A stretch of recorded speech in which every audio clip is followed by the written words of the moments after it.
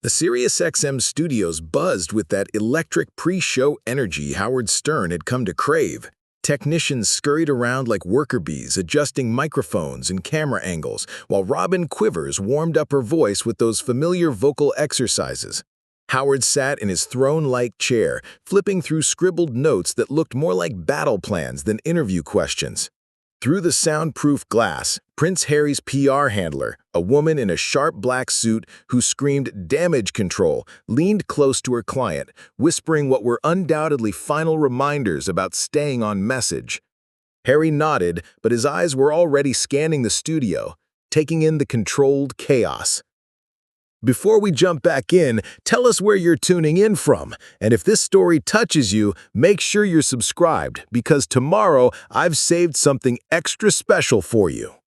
Ladies and gentlemen, Gary Delabate's voice crackled through the intercom. We're live in 60 seconds. The live audience was a fascinating mix. Half Stern diehards who'd waited years for this kind of explosive booking, half Harry supporters who'd probably never listened to shock radio in their lives. The tension was palpable, like watching two different species forced to share the same watering hole. Harry walked in wearing a tailored navy suit that managed to look both casual and calculated, every thread designed to project approachable authority. His smile was movie star bright, but Howard's practiced eye caught something underneath. Nervousness? Defensiveness? Maybe both. "Harry, welcome to the show," Howard said, extending a hand with that signature mischievous undertone that had made careers and destroyed others. "Thanks for having me, Howard," Harry replied, his British accent cutting through the studio's New York edge. Robin jumped in with her trademark warmth. "We heard about your recent charity trip to Africa. Tell us about that work." The audience applauded politely. Harry's shoulders relaxed slightly. This was familiar territory, safe ground where his media training could take over. But Howard's eyes were already scanning for cracks in that polished exterior.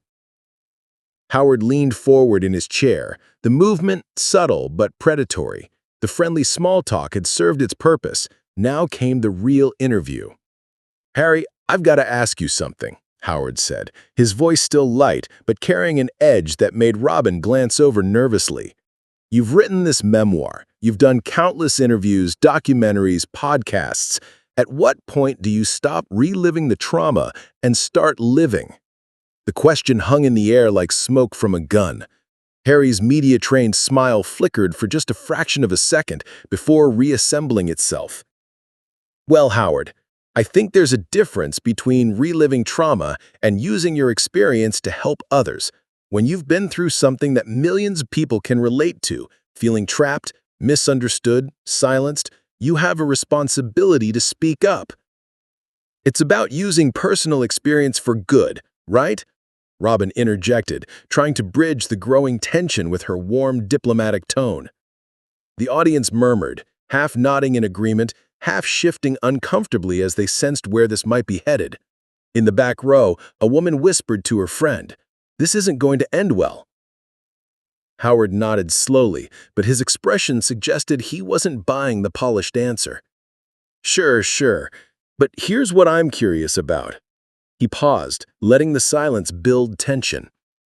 "Every interview you do, every speech you give, it all seems to circle back to the same grievances, the palace, the press, the family dynamics.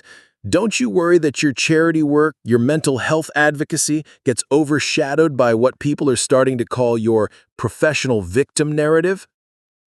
The studio temperature seemed to drop 10 degrees. Harry shifted in his seat, just slightly, but enough for the cameras to catch it. Behind the glass, his PR handler's eyes widened as she recognized the dangerous territory they had just entered. "I wouldn't call it that," Harry said, his voice tighter now, the polish beginning to crack. The words professional victim seemed to echo in the studio even after Howard had spoken them. The audience's reaction was immediate and audible. Gasps, uncomfortable murmurs, a few nervous laughs from the Stern loyalists who knew their host was just getting started. Harry's jaw clenched visibly. When he spoke, his voice carried a steel edge that hadn't been there moments earlier. "I'm not a victim, Howard. I'm a survivor. There's a difference." Okay, survivor, then explain this to me. Why does every story you tell, every cause you champion, always seem to start with what was done to you? The racism Megan faced, the media intrusion you suffered, the family that didn't protect you. Where's the story that doesn't begin with Prince Harry as the wounded party? Robin shifted uncomfortably in her chair, sensing the interview veering into dangerous territory. Howard, let's be fair here. No, it's fine, Howard said, brushing off his co-host's attempted intervention. This is exactly the conversation we should be having. The phone lines lit up. Gary's voice came through the earpiece. Caller on line 3 wants to talk to Harry. Put him through, Howard said, not taking his eyes off his guest. Yeah, Howard, love to show. Harry, I got a question for you. My wife loves you and Megan, thinks you guys are great. But I gotta ask, why do you keep bringing up the same palace drama? You got out, you're free, you're making millions. When does it end? The caller's words hit like a slap. Harry's polished exterior cracked further, revealing something raw underneath. His hands gripped the arms of his chair as he processed not just the question, but the casualness with which the stranger had dismissed his pain. It ends, Howard, Harry said slowly, when the system that caused the harm actually changes, when other people don't have to go through what we went through. Howard nodded, but his expression was skeptical. Or when you stop making it the centerpiece of your brand. The line was drawn. Behind the glass, Harry's PR handler was making frantic hand gestures, but Howard Stern had tasted blood in the water, and everyone in the studio knew there was no turning back now. Howard's tone shifted without warning, from aggressive interrogator to something quieter, more intimate. It was a classic Stern move, designed to catch guests off guard when they were braced for another attack. Let me ask you this, Harry, Howard said, leaning back in his chair with deceptive casualness. Do you think you'd be as vocal about all this, the royal family, the institution, the whole thing, if the press only wrote positive things about you? The question hung in the studio air like a landmine waiting to detonate. Harry opened his mouth, then closed it. The pause stretched long enough that Robin felt compelled to fill the silence. Harry, you're on live radio, sweetheart. Harry started, then stopped again. His media training was failing him, the careful talking points suddenly inadequate. It's not about the press coverage. Isn't it, though? Howard pressed, his voice still gentle but relentless.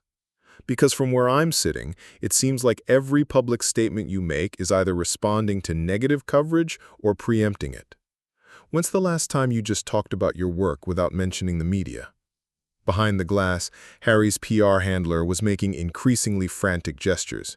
Signal for a topic shift, wrap it up, anything.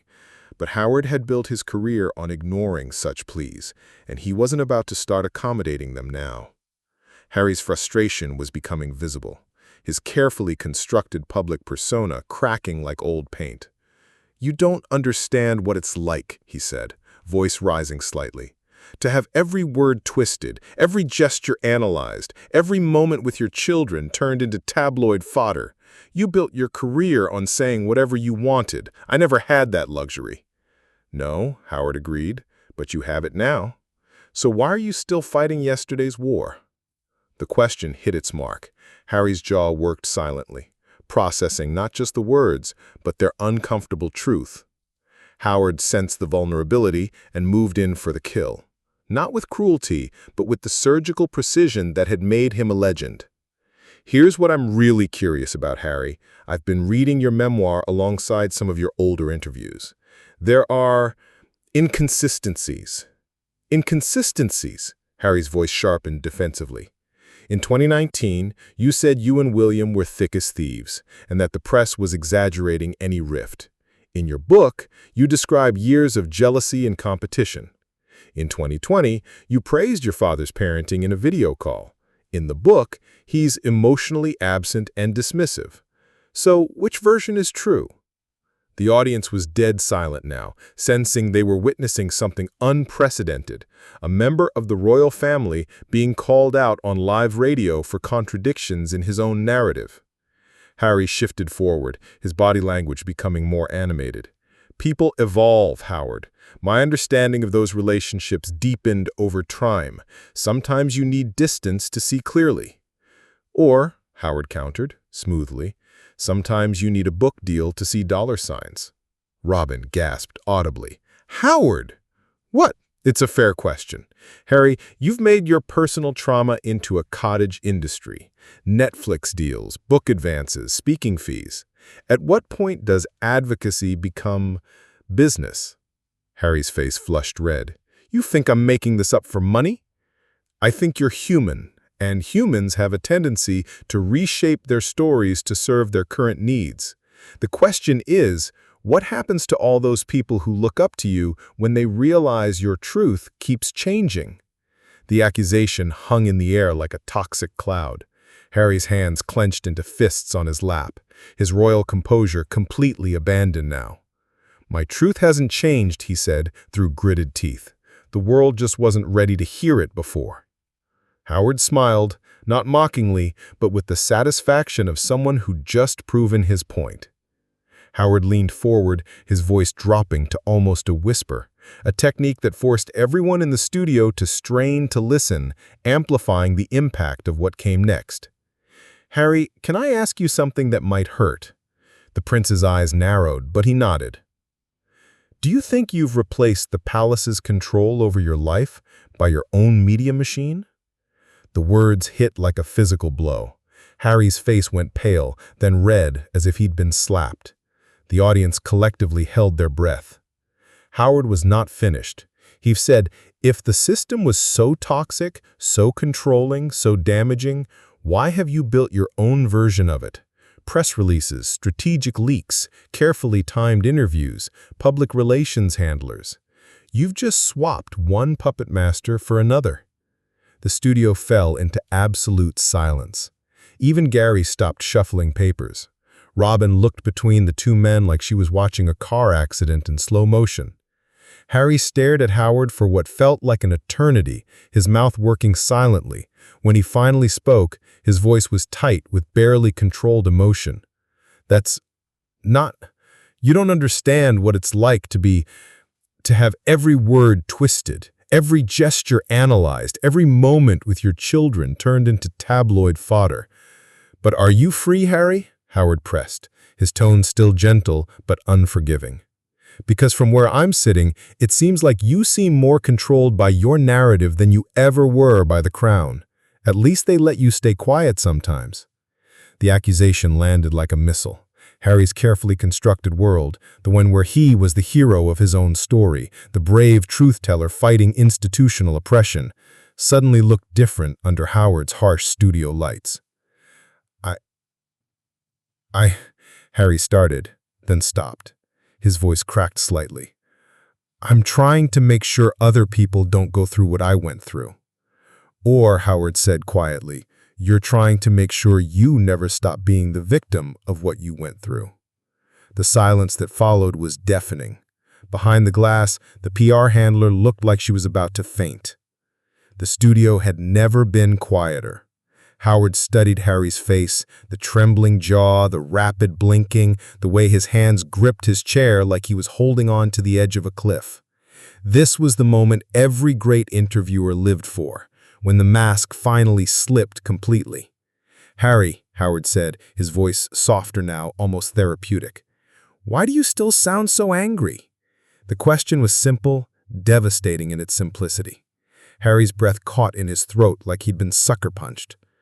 I'm not, Harry started, then stopped. His voice wavered like a teenage boy trying not to cry in front of his father. I'm not angry. Yes, you are, Howard said gently. And that's okay. But what I want to know is, angry at what? The family? The press? The system? Or are you angry at yourself? Harry's composure finally cracked. His voice broke as words tumbled out. You have no idea what it's like to have everyone you trust betray you, to watch your mother destroyed and know that the same machine is coming for your wife, your children, To realize that your own family, the people who are supposed to protect you, will throw you to the wolves if it serves their interests. The raw pain in his voice silenced the room completely. Robin reached over and quietly placed a box of tissues on the table between them. Harry stared at them like they were foreign objects. "I never wanted any of this," he continued, his voice barely above a whisper. "I just wanted to serve, to do good work, to have a normal family. But they wouldn't let me. And now I can't escape it because everyone expects me to keep performing my trauma for their entertainment." Howard listened without interruption, his steady gaze neither judgmental nor sympathetic, just present. The silence stretched until Harry's breathing became the only sound in the studio. It happened gradually, then all at once. Harry's eyes filled with tears that he tried desperately to blink away, but gravity and emotion won. A single tear rolled down his cheek, then another, until he was quietly weeping on live radio. Howard reached across and slid the tissue box closer, but he didn't apologize, didn't offer meaningless comfort. This was radio gold, but more than that, it was human truth in its rawest form. "I feel like I'm permanently on trial," Harry said through the tears, his voice thick with emotion. "No matter what I do, no matter how much good work we accomplish, someone's always waiting to tear it down, to say I'm not genuine, that I'm playing victim, that I'm making it all up. And the worst part is," he paused, wiping his face with the back of his hand, "the worst part is sometimes I wonder if they're right." Behind the glass, his PR handler was making frantic cutting motions across her throat, signaling for a commercial break. Gary looked to Howard for direction, but the host's eyes never left his guest. He was keeping the mics live, letting the moment breathe. The audience sat in stunned silence, some wiping their own eyes, others shifting uncomfortably at witnessing such raw vulnerability. A few were already pulling out phones, knowing they were watching something that would break the internet within hours. "I just want to raise my children without them having to carry this burden. But I don't know how to stop. I don't know how to move forward when everyone keeps pulling me back to the past." Robin's eyes glistened with unshed tears of her own. "Harry," she said softly, "you don't have to." "No," Harry interrupted, looking directly at Howard through his tears. "He asked the question. The least I can do is answer it honestly." Howard nodded slowly, acknowledging the courage it took to stay vulnerable on live radio when every instinct screamed to run. The tears had stopped, but the emotional residue hung in the studio air like smoke after a fire. Howard had witnessed many breakdowns over the decades, celebrities, politicians, ordinary people, but this felt different. This was a prince crying on American radio, and somehow it felt both historic and heartbreakingly ordinary. "Harry," Howard said quietly, "what do you want people to take away from this?" Harry took a shaky breath, clearly trying to rebuild some semblance of composure. "I want them to know that being royal doesn't make you less human. Having privilege doesn't mean you don't suffer. And most importantly," he paused, gathering himself, "I want my children to grow up in a world where they can speak their truth without being destroyed for it." Howard nodded thoughtfully. "That's a beautiful sentiment. But here's the thing about public life. It's always going to invite criticism. Always. The question is whether you let that criticism define your choices or whether you just do the work and let the work speak for itself. It's easier said than done when the criticism comes from your own family," Harry replied, but there was less venom in his voice now, more resignation than anger. Robin seized the moment to steer towards something positive. "Tell us about the charity gala next month. What are you most excited about?" Harry's face brightened slightly, the first genuine smile he'd shown since the interview began. "We're bringing together veterans, mental health advocates, and young people from underserved communities. It's about connection, showing these kids that their struggles don't define their potential." Gary's voice came through the earpiece, 2 minutes to wrap." Howard glanced at the clock, then back at Harry. The prince looked drained, but somehow more lighter, like a man who'd finally exhaled after holding his breath for years. "You know what I respect about this conversation?" Howard said. "You stayed. You could have walked out. Your handler could have pulled you, but you stayed and answered the hard questions. That takes guts." Harry managed a rueful smile. Or stupidity. Sometimes they're the same thing. The final moments of any Howard Stern interview were always loaded with significance, the last words that would echo long after the mics went dead. Harry sat across from him, emotionally drained, but somehow more present than he'd been all morning. The careful PR mask was gone, replaced with something raw and real. Howard leaned back in his chair, studying the prince one last time. When he spoke, his voice carried the weight of decades in radio, of countless conversations with the broken and the brilliant. "Harry, I'm going to leave you with something, and I want you to really think about it. Telling your story is powerful, but letting it define you forever is prison." The words hung in the air like a benediction and a challenge rolled into one. Harry looked at Howard for a long moment, his face cycling through emotions, surprise, recognition, something that might have been gratitude, but he didn't respond. Sometimes the most honest answer was silence. "Ladies and gentlemen, Prince Harry," Robin announced, filling the quiet with professional warmth. "Thank you for being so honest with us today." The audience applauded, tentatively at first, then with growing enthusiasm. Some were applauding for Harry's courage, others for Howard's relentless pursuit of truth. Most were simply applauding because they'd witnessed something unprecedented. Harry stood, his legs slightly unsteady, and reached across to shake Howard's hand. The handshake lasted longer than protocol demanded, a moment of mutual recognition between two men who understood the cost of living in public. "Thank you," Harry said quietly, though whether he was thanking Howard for the platform or the brutal honesty was unclear. As the show faded to commercial, the studio buzzed with whispered conversations. Behind the glass, Harry's PR handler appeared at his side like a concerned bodyguard, ushering him toward the exit with the efficiency of someone doing damage control. But the damage, if that's what it was, had already been done. Within minutes, clips would be circulating on social media, #HarryTears would be trending worldwide, think pieces would be written, hot takes would fly, and the royal family's phones would be ringing off the hook. Howard remained in his chair, watching through the glass as Harry disappeared down the hallway. Robin looked at him with a mixture of admiration and concern. That was honest," Howard finished. "Maybe too honest for his own good, but sometimes that's what it takes."